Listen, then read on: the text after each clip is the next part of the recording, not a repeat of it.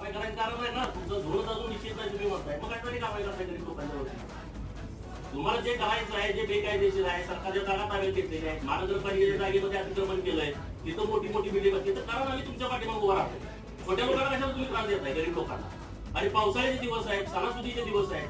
दादा माझी विनंती तुमच्याकडे अशी आहे, फेरीवाला जे शहरातील लोक आहेत त्यांची बैठक तुमच्याकडे घ्या, तोपर्यंत त्यांना सूचना द्या, कुणाचं अतिक्रमण त्यांनी करायचं नाही, त्यांचे झोन निश्चित होऊ द्या. झोन निश्चित झाल्याच्या नंतर तुमच्या कानावरती ती गोष्टी सांगू द्या आणि मग पुढच्या गोष्टी त्यांनी करू द्या.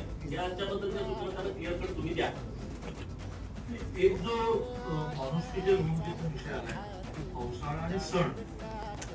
आम्ही राजकीय पक्ष म्हणजे मतांसाठी सणाशी जोडतो. तर पुढच्या 4 महिन्यात 7 मोठे सण, 7 गणपती आहे, नवरात्री आहे, दिवाळी आहे, दसरा. तर त्या कालावधीमध्ये तरी तुम्हाला आपण भूमिका अशी घेतली पाहिजे की त्यांच्या व्यवसायावर त्यांचं पोट भरणार.